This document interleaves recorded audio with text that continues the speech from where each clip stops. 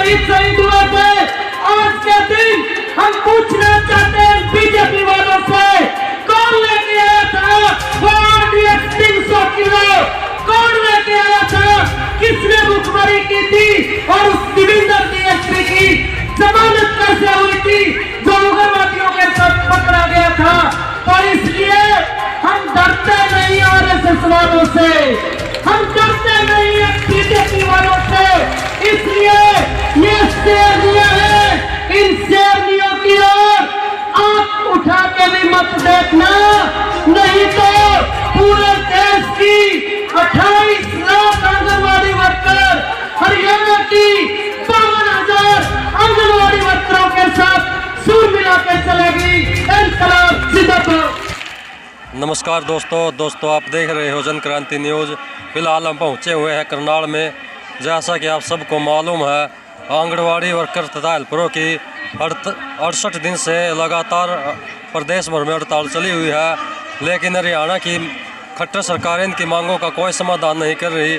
इसलिए आज मजबूरी में आंगनबाड़ी वर्कर हेल्परों ने प्रदेश भर से यहाँ पर करनाल में महापड़ाव डालने के लिए पहुँची है।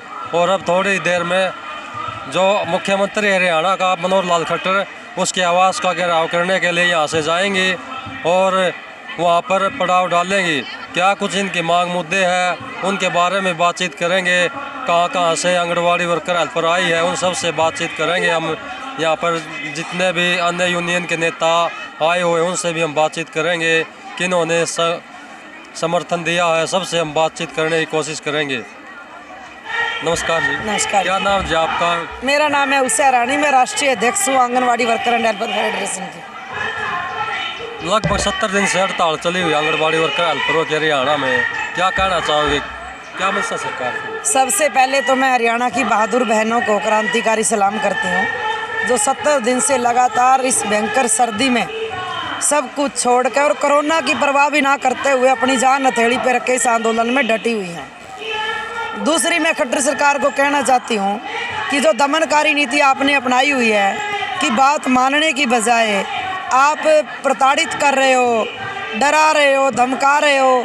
400 से ज़्यादा FIR दर्ज कर दी हैं, 70 से ज़्यादा लोगों को आपने टर्मिनेट कर दिया है और एक नया प्रमाण किया है कि सुपरवाइज़र जाके घर वालों से बात करें।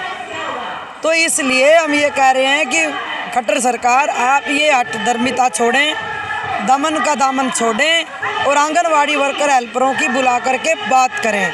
हमारी कोई नई मांग नहीं है। हरियाणा की आंगनवाड़ी वर्कर हेल्पर सिर्फ वही मांग रही हैं जो आपने खुद हरियाणा की विधानसभा के संविधानिक पवित्र मंदिर में खड़ा होके उस बड़ी पंचायत में ये ऐलान किया था कि हरियाणा की आंगनवाड़ी वर्कर हेल्पर को पूरे देश से पहले श्रमिक का दर्जा दिया जाएगा। वही हम बोल रहे हैं कि भाई आपने ऐलान किया था और आप लागू करो। और दूसरी हमारी मांग है कि 11 सितंबर 2018 को देश के प्रधानमंत्री ने अपने मन की बात में आंगनवाड़ी वर्कर हेल्पर को यशोदा मैया का दर्जा दिया था कि यशोदा मैया ने तो एक कन्हैया को पाला है और मेरी आंगनवाड़ी वर्कर हेल्पर तो 20-20 कन्हैये पाल रही हैं, क्योंकि 2019 में वोट चाहिए थी। तो 2019 की वोट तो चली गई और वहाँ से आज तक का जो ऑर्डर हो चुका है 2018 का, वो ऑर्डर 750 रुपया हेल्पर और 1500 रुपया वर्कर पूरे देश में लागू हो चुका है। हरियाणा की खट्टर सरकार उसको दबाई बैठी है, वो हमारा दे दो। तीसरा है कि जो आंगनवाड़ी वर्कर हेल्पर के ऊपर लगातार पोषण ट्रैकर को लेकर के दबाव बनाया जा रहा है। भाई जो हथियार आपने दिया है नहीं, उसके लिए लड़ने के लिए आप कैसे मजबूर कर सकते हैं? भारत की सरकार से प्रति आंगनवाड़ी केंद्र के लिए 8,000 रुपया मोबाइल खरीदने के लिए दिया, मोबाइल के भत्ते का उसमें प्रावधान रखा है। और जो आपने पोषण अभियान का काम करने के लिए डायरेक्टर, डिप्टी डायरेक्टर, आपने जिला कोऑर्डिनेटर, ब्लॉक कोऑर्डिनेटर रखे हैं, तो उस पॉलिसी में आंगनवाड़ी के अंदर एक पोषण सखी का भी प्रावधान था। पोषण सखी आपने रखी नहीं, सारा काम आंगनवाड़ी वर्कर से कराया जा रहा है। मोबाइल दिया नहीं, उसको डिजिटल काम के लिए मजबूर किया जा रहा है। तो हमारी तो यही मांग है कि आंगनवाड़ी वर्कर हेल्पर की जायज़ मांगे हैं, कुछ भी नया नहीं है। आपकी ओर उधार पड़ता है 4 साल का। और हमारी हरियाणा की संस्कृति में अगर किसी का लंबा उधार देना हो तो आदमी आंख नीची करके भीतर बढ़ के दिया करे। तो यो नहीं कि उस कहावत लागू कर किया गलत तो आंगन में आकर गलत ही दे काटा तो गलत तो 4 साल तक पीछे खाए बैठा और गलत ड्रावे पर्चे दर्ज करा नौकरी खोस है। तो इसलिए यो दमन है जो बर्दाश्त नहीं करा जाएगा। तो हरियाणा की जो ये बहादुर बेटी हैं अपने आंदोलन को आगे लेके जाएंगी। जब तक सरकार हमारे मसले का हल नहीं करेगी ये आंदोलन ये महापड़ाव इसी तरह जारी रहेगा। 5-6 बार सरकार के साथ बातचीत हो चुकी है। 29 दिसंबर को मुख्यमंत्री के साथ बातचीत भी हुई थी। उसमें कई यूनियनों ने सहमति दर्ज की थी, हड़ताल वापस लेने की घोषणा की थी। उस पर क्या कहना चाहोगे? देखो देश के आंदोलन में बहुत सारे लोग क्रांतिकारी आंदोलन में जुड़े थे, जन आंदोलन बना था। कुछ ऐसे लोग थे जो माफ़ी मांग के निकल आए और कुछ ऐसे लोग थे उसमें जिसने फांसी में अपना गले में रस्सा चूम के डाल लिया। और कुछ ऐसे थे पंडित किशोरी लाल बर्गे जो 6 फुट के कद वाले 5 फुट के पिंजरे में 17 साल काट के आगे। तो इसलिए हम तो उनके वारिस हैं भगत सिंह के, हम उनके नहीं जो माफ़ी मांग के चले गए, वह उस कैटेगरी के होंगे जो छोड़ के चले गए। तो उसके बाद सरकार ने एक बातचीत का आगे नहीं बढ़ाई, क्या कहना चाहोगे? इसको आंदोलन को तोड़ने के लिए हर तरह के हथकंडे अपनाए जा रहे हैं। 29 दिसंबर के बाद हरियाणा की सरकार ने कोई भी बातचीत का न्योता नहीं दिया, बल्कि सरकार का म्यार यहाँ तक गिर गया कि उसने ऐसा ऑर्डर जारी कर दिया कि जो आंदोलन में भाग नहीं लेगी उसकी तनख्वाह में 1000 रुपये की बढ़ोतरी की गई। गद्दारी भत्ता उसको नाम दें तो अतकथनी नहीं होगी। तो मैं सैल्यूट करती हूँ मेरी बहनों को, उन्होंने उसके गद्दारी भत्ते को ठुकराया और अपनी आज़ादी की क्रांति की लड़ाई जो भगत सिंह छोड़ के गए थे उसको पूरी करने में अपनी लाइन में जुड़ना ज़्यादा ज़रूरी समझा। आज अगर मांगों का समाधान नहीं हुआ तो क्या कार्यक्रम रहेगा? तो सारी रात जगराता होगा, यहाँ पे जगराता चलेगा सारी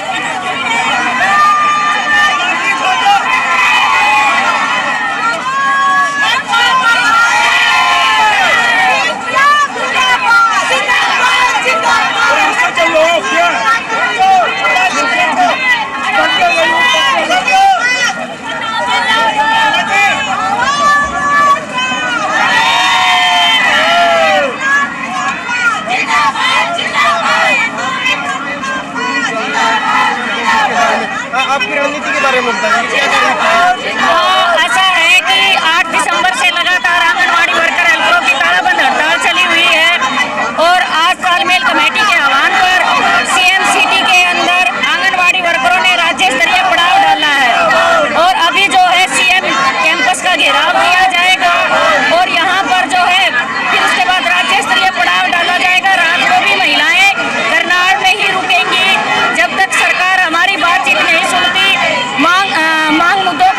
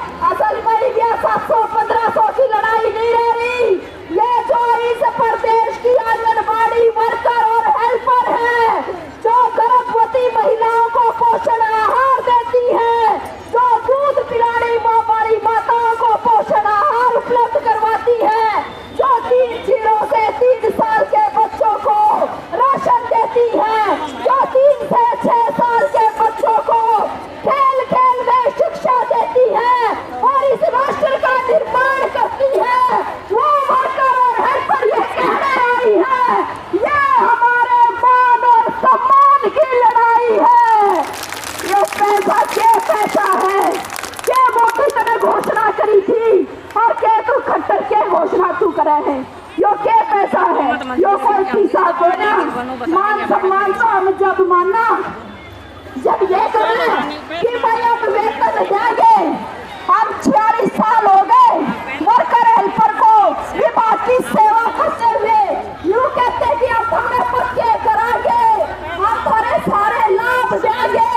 जनता वर्कर हेल्पर समझती कि हाँ सरकार ने हमारा कुछ करा है और ये लॉलीपॉप का हमके समझा बात। आपको यहाँ पे ये जो हरियाणा की बेटी है, जो ये सरकार नारा देती है बेटी बचाओ बेटी पढ़ाओ, ये तो सारी दुनिया ने ये नारा झूठा है। लेकिन हम कहना चाहते हैं कि भाई हम हरियाणा की बेटी है और भाई बेटियों का मान सम्मान होता है। हरियाणा की मान सम्मान पे आगे पहुंचगी, पहले थोड़े मान सम्मान में मान जाया करती। और ये हरियाणा की जो बेटी है वो अपना पूरा हक लेना जानती है और इनका हम हक लेकर चाहेंगे अपना। जो पेड़ यहाँ सीएम सिटी में आए हैं, हम यहाँ से संदेश देना चाहते हैं। ये सीआईडी वाले गणे ही हैं, हमारे बीच बीच में कभी घूम रहे थे, हमारी बात भी देने की कोशिश करने लग रहे हैं। क्या वर्कर के दिमाग में चल रहा है भाई कि हम लोग बीच बीच में घूम करके बात दोगे, हम यहाँ छोड़े पड़े बताने लग रहे।